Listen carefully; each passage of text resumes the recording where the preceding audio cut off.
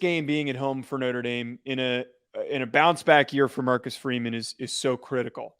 This game has a ton of importance for Marcus Freeman, him being a former player. Kind of like what we talked about earlier with Notre Dame getting dealt a shorthand, or like we talked about earlier with LSU and Florida State. Notre Dame last year was dealt a shorthand where you're trying to figure out your quarterback situation. And the first game of the year, you have to go to Ohio State. That is a difficult task. And despite that, they played an amazing defensive game, and they kept that game close. They kept Marvin Harrison Jr. and Emeka Egbuka not in complete check, but in reasonable check, that they were able to limit the score.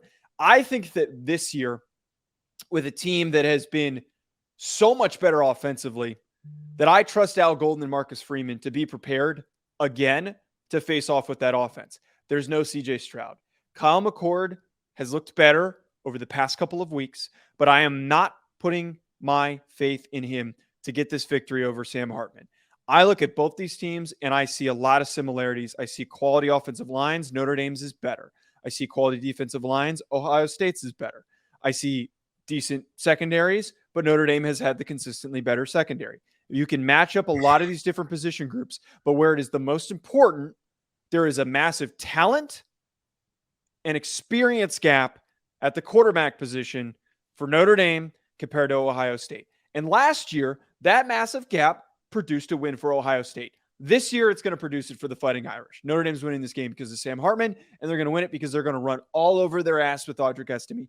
My man is hitting holes hard. He is exploding through every gap that is given to him, and he is running over defenders. Did you know he's averaging? That's what she said. I knew you were going to say that. Did you know he's averaging, I think it's over 4 yards per carry after contact? Against who? Against who? It doesn't matter. My man's running over everybody. Nobody else is doing that in the country. He is an unreal talent for the offense that they're calling right now. Again, everything's lining up for Notre Dame to win this damn game. And that's why they're going to lose. I disagree with you in some massive areas. The one that I don't disagree with you, I do think that you have the quarterback edge. I don't think that you can argue the fact that the quarterback edge as the current moment goes to Sam Hartman. I'm not going to sit here and fight it. I think your O-line's really good. I think Estime's a really good back. Let's not act like Ohio State doesn't have dudes. Their D-line, their front seven, they're pretty freaking good. I kind of come to the conclusion, Joe, that I said yesterday, and I'll continue to say this. I want to see if you really do have weapons on the outside. I don't think that you do. I really do think that there's a gap. I think it's you look slow on the outside. The Tyree kid is fast. Okay, whoopity frickety do. But he's not a polished enough receiver. What happens if Sam Hartman is like these guys are draped all over him? Then what?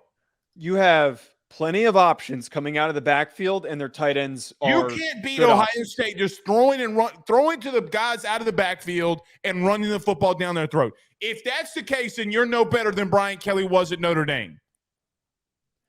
But here's the difference, though, is that Brian Kelly at Notre Dame, they have never had a quarterback like this. Do you have weapons on the outside that are really worth a damn? Yes or no? Be truthful. I would rather have a lack of experience at wide receiver than I would at quarterback, because a good quarterback is going to find ways to get the ball to his playmakers. They haven't really needed to throw the ball yet. They haven't been tasked with it, which is why I think that there's a possibility for them nobody locking down Marvin Harrison. Okay, wait. I want to pull up what the stats of the Ohio State Notre Dame game were last year. This dude, R1, says the Irish DBs will lock down Harrison and Egbuka. You're a damn fool. They have been. I understand that there were a couple plays against Navy because they were loading the box and trying to defend. They were trying to defend the triple option. Did NC State get themselves back into the football game? Yes or no? Was that not a one-score game? Yes or no? It was for like a hold on. Minute. Can you please, for once, Just say, yes, sir, Mr. Blake. Yes or No, no? no, because context So is in the important. third quarter, it was a one-score game, and you For had a second. you had a fatty quarterback, the lefty, and Armstrong or whatever his name was, beat y'all's ass up and down the field, and you couldn't stop him. If you think Ohio State's not going to go in there and score on your ass, you're a damn fool. LSU Florida State was tied at halftime, but that ended up being a blowout. Like, what does it matter if it was close for a period of time? NC State is not LSU or Notre. Is But not that's Florida State. They pulled away. It was for a brief second because they made a mistake or two. No, what happened is you had a guy with love handles out there and a left-handed quarterback making Ben Morrison his little boy. Last year, the receiving total for Emeka Ibuka and Marvin Harrison Jr. in this game was 9 receptions for 90 yards for Ibuka and Marvin Harrison Jr. Last year, Kansas State held Luther Burden for 1 catch and 7 yards. And what did Luther Burden do this week? Last year, Marvin Harrison Jr. had 5 receptions for 56 yards, and that was before the emergence of Benjamin Morrison. Look, they already have it drawn up, man. They know how to slow them down. Keep them off the field. You run the football.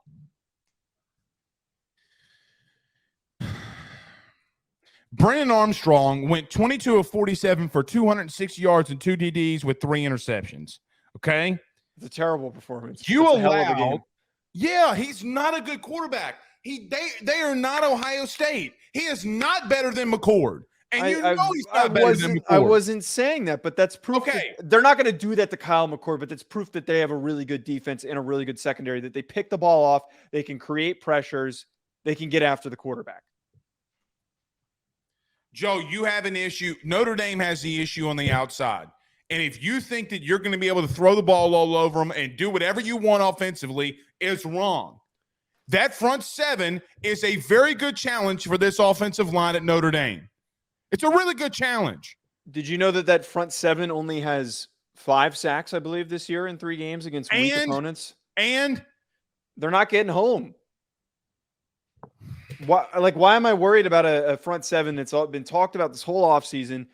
JT Tuamoila, who I know I'm probably mispronouncing his name, go ahead and comment that I mispronounced it, has not been as productive as he has been chalked up to be.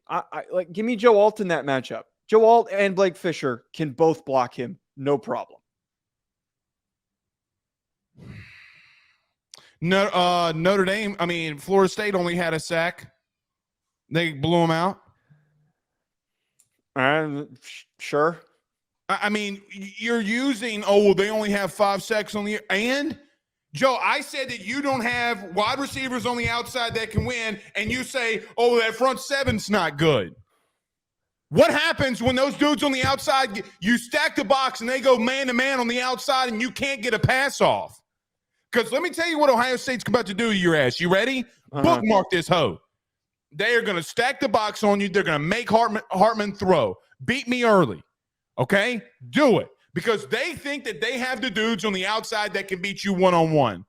If you think that Ryan Day, by the way, who schematically tore Kirby's ass up a year ago, if you think that Marcus Freeman and those boys just are going to waltz out there and just say, hey, we're just going to beat them down. No, you are not. No, you're not. And you know deep down in your soul that you do not have the weapons on the outside to go against Ohio State. They're going to stack the box. They're going to play man-to-man on the outside, and they're going to force you to hit those dudes that are not going to be wide open. If they win, Sam Hartman's going to have to be damn near perfect. He is going to have to lead you to this win. Can he do that? Yes, he can do that. But just saying that, they look bad against this team and that team. Mm-hmm. Meanwhile, you were over here stroking it last year about Missouri almost clipping Georgia. Who gives a shit what they looked like against Indiana? They're bringing in a new quarterback. I know that those DBs at Ohio State can lock down anybody. No. Okay, but see, that's where the biggest difference is here, and I think that's where the misconception is. You tell me that you have dudes that can beat Ohio State on the outside. You got Rona of the brain. I have evaluated and watched those Ohio State corners. Their film. I've broken down their film. You also evaluated Cook. And Brady Cook kicked that I Kansas ass last I didn't week. break down Brady Cook's film. I didn't break down his film and actually watch his film. I have watched Ohio State's defensive backs in the offseason. They're fine. They recruit well at the position, but this is not, Denzel Ward. There's no Denzel Ward. There's no Marshawn Lattimore in this group. They're fine. Notre Dame has the edge. Talk about Marshawn Lattimore when my Saints are currently playing, please. Okay. All right. Look. Last year they loaded the box and Tyler Buckner shit his pants. All I know is Elks in the chat. He always gives me a hard time. If your Buckeyes lose, we're blocking you for a week. Wait, what?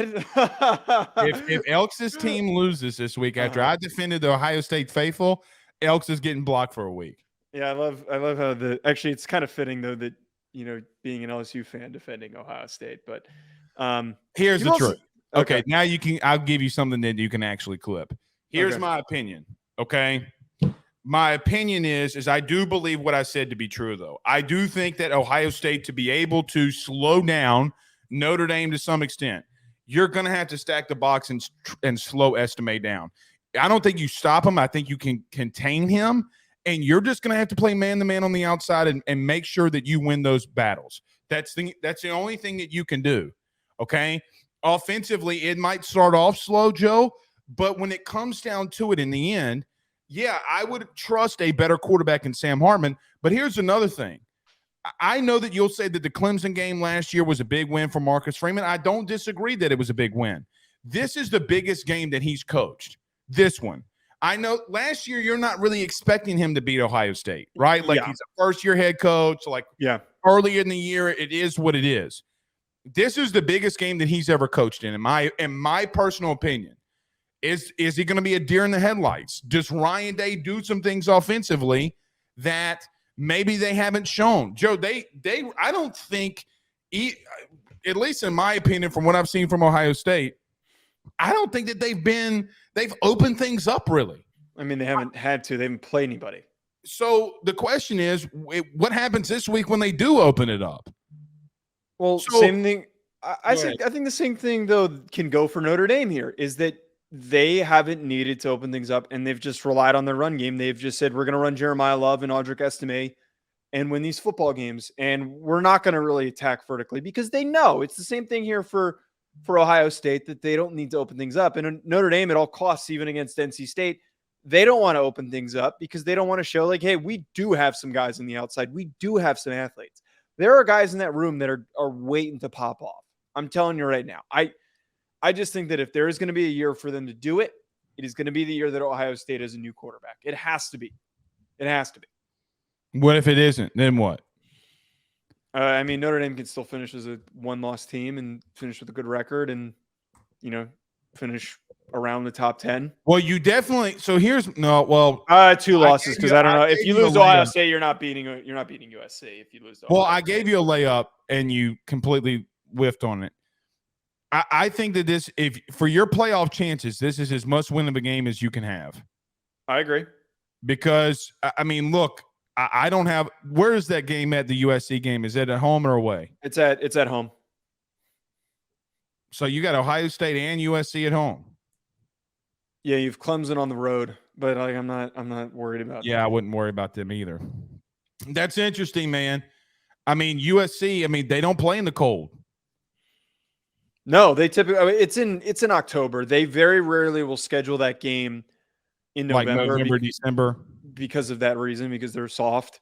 But still, traveling to the Midwest for them has never really been it's never really gone well for them. In years I'm just not I got to see. Look, man, here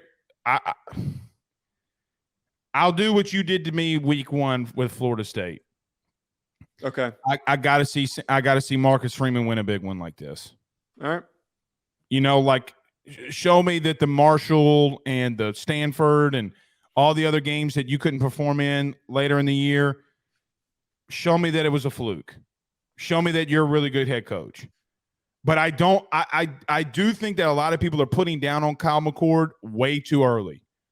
Like, Joe, it's going to be his 4th start, man. I mean, Like, we're acting like this kid is ass. Like, Kyle McCord is not a bad quarterback. I don't disagree with that, and I will admit that I have been a little quick to judge, and I think that he's starting to look better on a week-to-week basis. But Joe, when they labeled him as the starter last week, he came out there rifling that hoe all over the place. But here's the thing, though, for like your fourth ever start after, getting every week's been a progression for him. He's gotten better and better and better. But is he really at the level where a top 10 team on the road for him to step up and be the guy? Like, I don't know. Like, that's not even me questioning if saying he can't do it. I just don't know. And my gut is always to say I'm just going to be real with you. Just to be real with you. Anytime you go damn near, I mean, Joe, he almost had as many touchdowns as he had incompletions last week. That's hard to do on air. Yeah, I mean, it's still Western Kentucky, though. Joe, okay, Navy. Sam Hartman has 7,822 straight consecutive starts. At some point, people in this business have to say, maybe, just maybe, he can get better week to week as he continues to get starts in here. That's fair, but while he's getting better, he runs into Notre Dame while he's still trying to figure things out. It might be a rude awakening. It could be.